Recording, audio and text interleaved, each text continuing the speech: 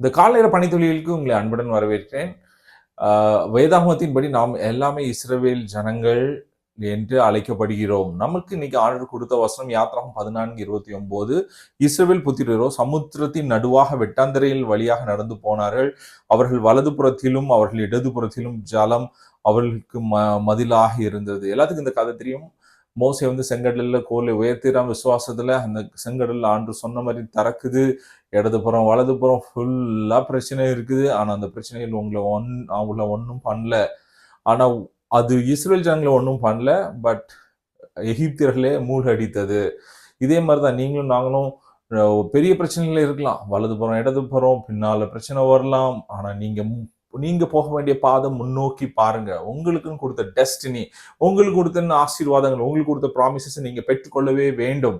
ஆண்டவர் எல்லா சப்போர்ட்டும் பண்ணுவாருங்க. அதுக்காக தான் நம்மளுக்கு ஆவியானவர் கொடுத்திருக்கிறார். அவருக்கு is a comforter. He will do everything. ஆவியானவர் தான் இயேசு கிறிஸ்து இந்த உலகத்துல உயிரோடு எழுப்பினார் என்று பைபிள்ல போட்டிருக்கு. அதனால அவர் உங்களுடைய செத்த வாழ்க்கையாக இருக்கிற இந்த காரியத்தை, ஒரு டெட் சிச்சுவேஷனா இருக்கிற காரியத்தில இருந்து உங்களை உயிர்ப்பிக்க அவரால் மட்டும்தான் முடியும்.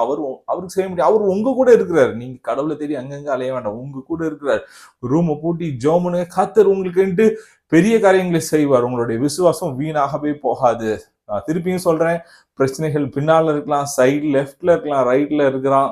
ஆனா உங்களுடைய போக்கஸை நீங்க நேர போகும் பொழுது உங்களுடைய பிரச்சனைகள் உங்க முன்னால பின்னால சைட்ல இருந்தாலும் அது உங்களை ஒன்றும் பண்ணாது. அந்த பிரச்சனையில ராஜா மாதிரி நீங்க நடந்து போய் சேர்ந்து கர்த்தரை ஆர்ப்பிப்பீர்கள்.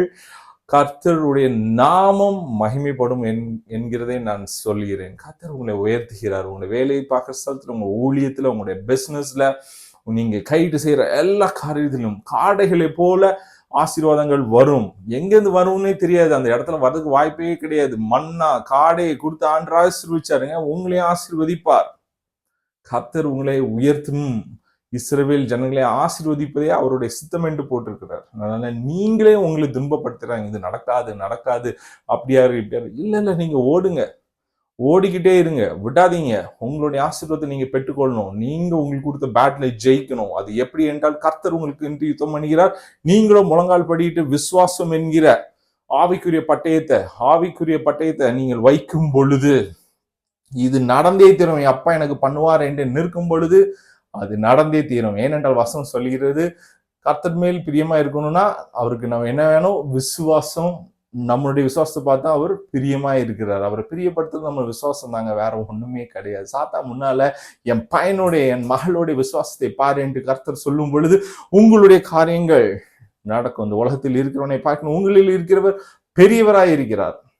எங்களோட செஞ்சு ஜோம்றீங்களா? லீம் நஹுசித் ஆக்கிரமித்தல் மகளே, உன்னுடைய பாதையில் நீ சைட்ல லெஃப்ட்ல ரைட்ல பின்னால பார்க்கும் பொழுது நெருக்கடியில இருக்கிறாய். என்ன பண்ண வேண்டும்? பின்னாலையும் போக முடியலையே, முன்னாலையும் போக முடியலையே, சைட்ல ஓடிடலாமா? இல்ல, நீ ஓடு. உனக்கென்று ஆயத்தம் பண்ண அந்த கானான் தேசத்தை ஆண்டவர் வைத்திருக்கிறார். கானான் தேசம் என்கிறது பாலும் தேனும் ஓடுகிற தேசம். பாலும் தேனும் எப்படி வருகிறது? உங்களுடைய எஃபர்ட் அல்ல, நீங்க கஷ்டப்பட்டு செய்யணும்னு அல்ல.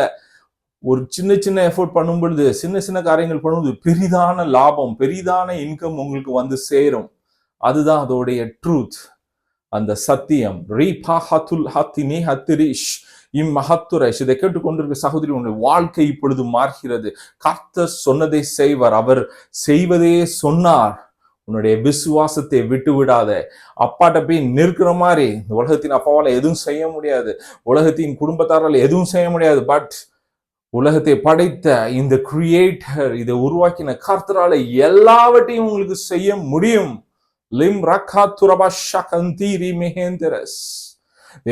நீர் சர்வ வல்லவர். நீ செய்ய நினைத்தது ஒன்றும் இதை பார்த்து கொண்டிருக்கிற வாழ்க்கையில தடைபடுவதில்லை என்பதை நாங்கள் அறிந்திருக்கிறோம். இந்த mighty name of Jesus. Hallelujah. Amen. நாளைக்கு பார்க்கலாம். கர்த்தர் உங்களை உயர்த்துகிறார். ஷாலோம்.